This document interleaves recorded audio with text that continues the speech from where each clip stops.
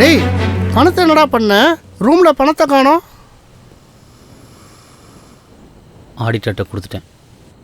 டேய் உனக்கு என்ன பைத்தியமா? அதை அடிக்க நம்ம எவ்வளோ கஷ்டப்பட்டுருப்போம். நீ பாட்டை குத்துறன்ட்ட. டேய் உன்னை தாண்டா கேட்குறேன். டேய் கதிர் ப்ளீஸ், இதுக்கு மேலே என்கிட்ட எதுவும் கேட்காத. எனக்கு வேறு வழி தெரிலடா. என்னடா ஆச்சு?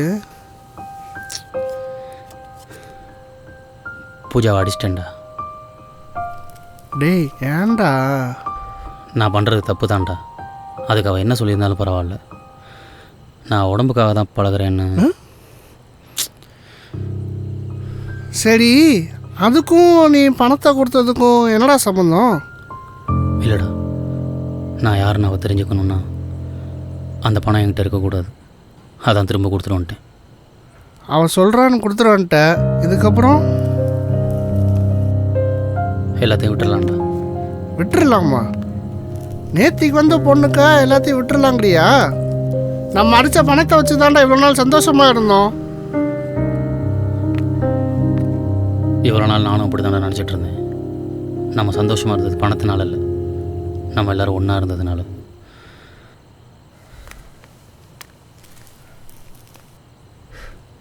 அதே மாதிரி தாண்டா பூஜாவும். அவள் என்ன புரிஞ்சுக்கிட்டாலும் சரி, இல்லைனாலும் சரி, இனிமேல் அவள் மட்டும்தான்.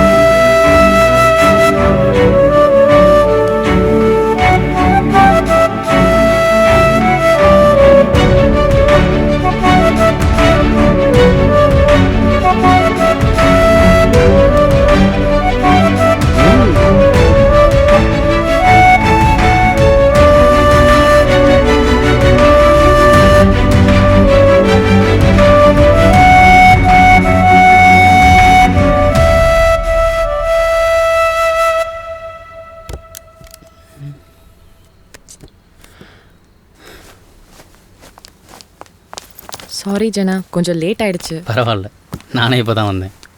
எதாவது சாப்பிட்றியா? இல்லை வேண்டாம்.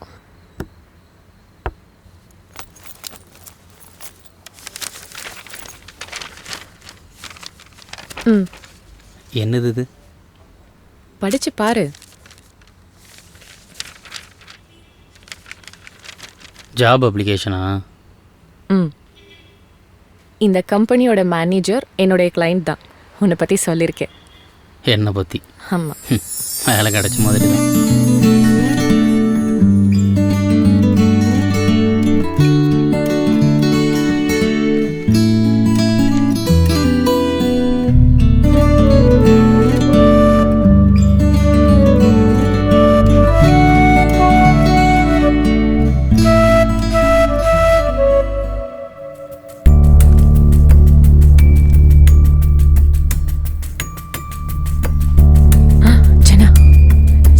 திரும்பாத. நீ பணத்தை ஏமாத்தின ஆடிட்டர் பின்னாடி தான் நிற்கிறாரு.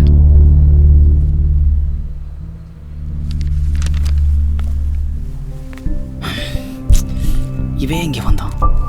ஒருவேளை நம்மளை பார்த்துருப்பானோ? பார்த்தா அப்படி எதுவும் தெரில. நார்மலாக வந்த மாதிரி தான் இருக்கு. போயிட்டானா?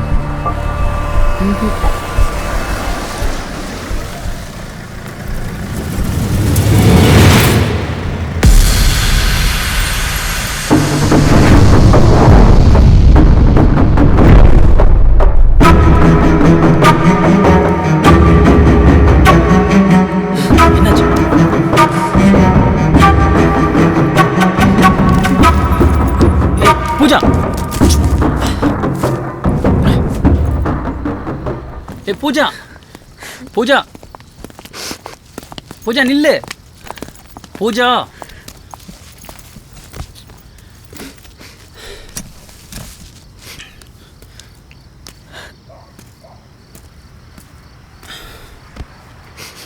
என்னாச்சு பூஜா?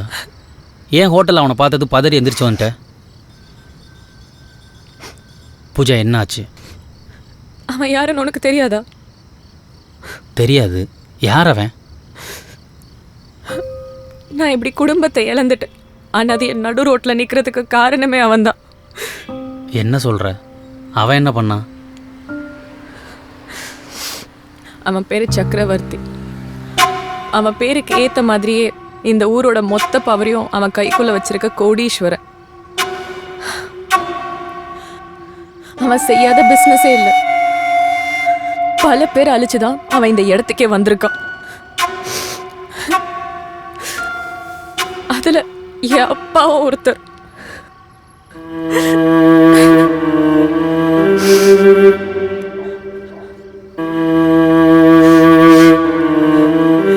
எங்க அப்பாவுக்கு சொந்தமான நிலத்துல கேஸ் ஸ்டேஷன் கட்டணும்னு அந்த நிலத்தை சக்கரவர்த்தி கேட்டான்.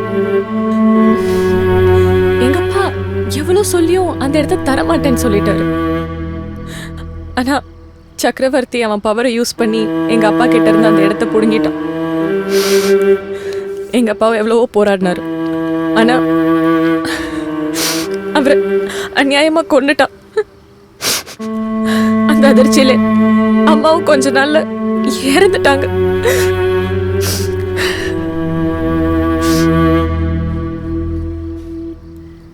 அதுக்கப்புறம் நீ அவனை எதுவும் பண்ணலையா?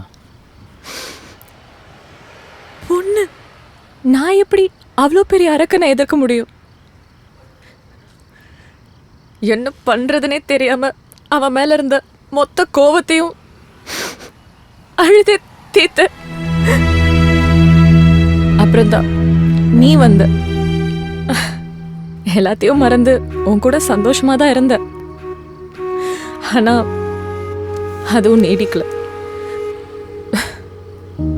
நீயும் மற்றவங்களை ஏமாத்தி சம்பாதிக்கிறேன்னு தெரிஞ்சு இருந்த சந்தோஷமும் போயிருச்சு. ஏய், அதான் உனக்காக எல்லாத்தையும் விட்டுட்டேன்ல. திரும்பவும் ஏன் பழசை பேசிகிட்டு இருக்க? உன்னால் இருந்த பணத்தையும் அந்த ஆடிட்டர்கிட்ட கொடுத்துட்டேன். கொடுத்த என்ன பிரயோஜனம்? எது? என்ன பிரயோஜனமா? அந்த பணத்தை அடிக்க நாங்கள் எவ்வளோ கஷ்டப்பட்டோம் தெரியுமா? நீ பாட்டு அசால்ட்டாக சொல்கிற. ஆமாம், அந்த ஆடிட்டர் யாரு? சக்கரவர்த்தியோட ஆளு. நீ வச்சிருந்த பணம் ஆடிட்டர் தானே எனக்கு முன்னாடியே தெரிஞ்சிருந்தா அந்த பணத்தை திருப்பி கொடுத்துருக்கவே விட்டுருக்க மாட்டேன். ஏய், இப்போ என்ன தான் பண்ண சொல்கிற? அப்பாவிங்களை ஏமாத்துறது தான் தப்பு. இவனை மாதிரி கேடு கட்டவங்களை ஏமாத்துறதுலாம் தப்பே இல்லை. தர்மம். தர்மமா? ஏய், நீ சொல்கிறத பார்த்தா திரும்ப போய் அந்த ஆடிட்டரை ஏமாற்ற சொல்ல போல. நான் ஏமாத்த சொல்லலை, பழி வாங்கலான்னு சொல்கிறேன். அந்த ஆடிட்டரைய?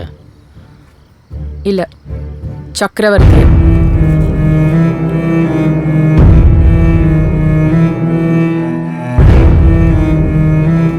ஜனா, எனக்குன்னு நான் உன்கிட்ட எதுவுமே கேட்டதில்லை. எனக்காக ஒன்று பண்ணுவியா? சக்கரவர்த்திய அப்போ என்னால் ஒன்றுமே பண்ண முடியல. ஆனால் இப்போ அவனை பழி வாங்க நீ என் கூட இருப்பியா?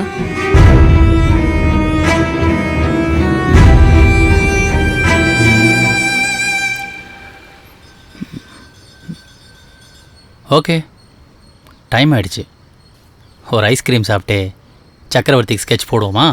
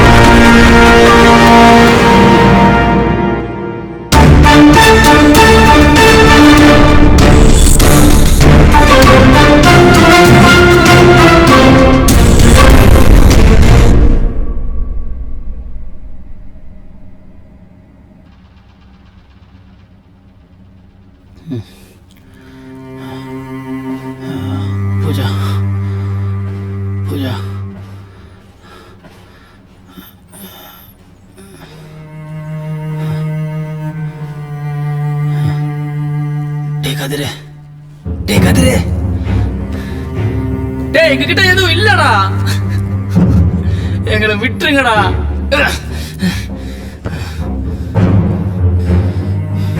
எங்க மிஸ் ஆச்சு? எல்லாத்தையும் நான் பக்காவாக தான் பிளான் பண்ணேன்.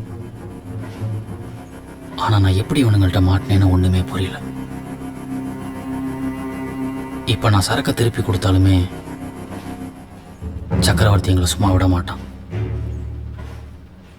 ஏன்னா